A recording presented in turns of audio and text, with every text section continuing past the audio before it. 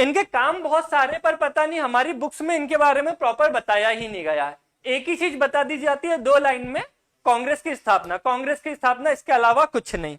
जबकि इन्होंने बहुत बहुत बहुत सारे काम किए थे।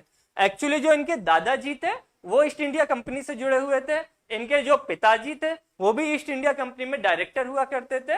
देन उसके बाद इनका नंबर था 1829-30 के आसपास इसका जन्म होता है।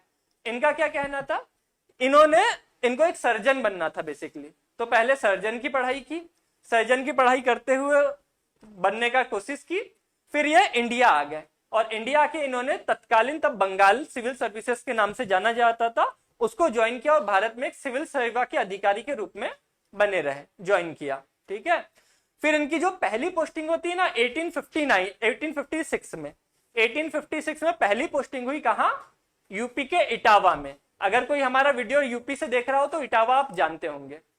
इटावा में एक मार्केट भी है होमगंज, वो इन्होंने ही स्थापित किया था, अपने नाम के पे किया था ह्यूमगंज, वो बाद में ओवर द टाइम चेंज हो के आज होमगंज हो गया है इटावा में। अब इनका कार्यकाल क्यों महत्वपूर्ण होता है एज अ कलेक्टर, 1856 में ज्वाइन किया, 1857 में क्या होता है, रिवॉल्ट, विद्रोह, जस्ट 1 साल में। लेकिन उस समय क्या होता, सारे जो क्रांतिकारी थे, इनका मेरठ और दिल्ली एकदम नियरेस्ट क्षेत्र था, मेन जो सेंटर था, उन लोगों ने आके इनको घेर लिया था।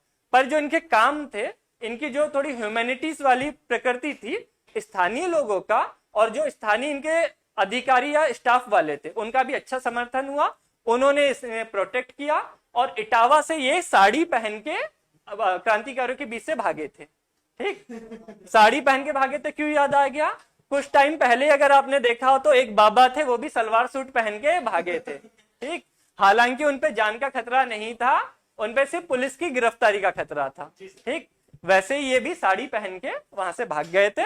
बाद में बसते बसते 7-8 दिन कहीं और रहे, फिर दोबारा ज्वाइन किया और इटावा में जो वो आंदोलन था काफी जल्दी भी शांत हो गया, क्योंकि इनके जो कार्य थे उनसे आम जनता भी खुश थी, थोड़े ह्यूमैनिटीज प्रकृति के थे ये।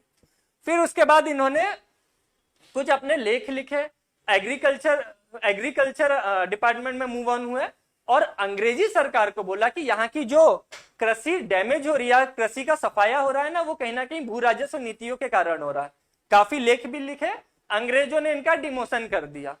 ठीक है, 1879 की घटना है ये। 1882 में ये क्या करते हैं, अपना नौकरी से इस्तीफा दे देते हैं।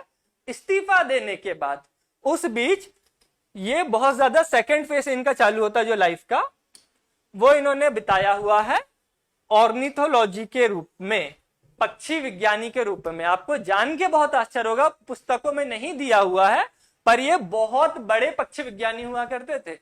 भारतीय पक्षी विज्ञान का जनक कहते हैं इनको, भारतीय पक्षी विज्ञान के पितामह, फाउंडर ऑफ इंडियन ऑर्निथोलॉजी। लेकिन जब ये क्वेश्चन आता है ना कहीं फैक्ट में, सब एक लाइन से लगा के आते सलीम अली। मैं बिल्कुल बता दूं, सलीम अली नहीं, A.O. ह्यूम आएंगे। उसके बाद हम जो ऊपर पढ़ रहे थे ना थियोसोफिकल सोसाइटी, ये थियोसोफिकल सोसाइटी से भी जुड़ते हैं, थोड़ा अध्यात्म की तरफ भी मूव ऑन होते हैं। और 1885 में ये बोलते हैं कि हाँ, हमको एक संस्था बनानी चाहिए जो भारतीयों का पक्ष अंग्रेजों के सामने रख सके।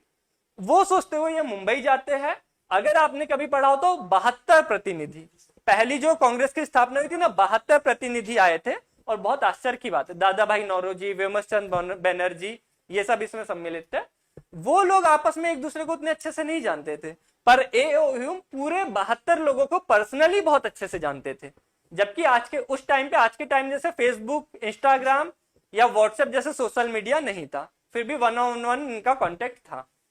1894 आते आते ये इंडिया से पलायन कर जाते हैं और एक चीज लिखते हैं कि मैं पलायन कर रहा हूं एज अ फेलियर, क्योंकि मुझे लग रहा है कि जिस उद्देश्यों से मैंने कांग्रेस की स्थापना की थी वो पूरा नहीं हो पा रहा है। ब्रिटेन चले जाते, वापस इंग्लैंड चले जाते। 1912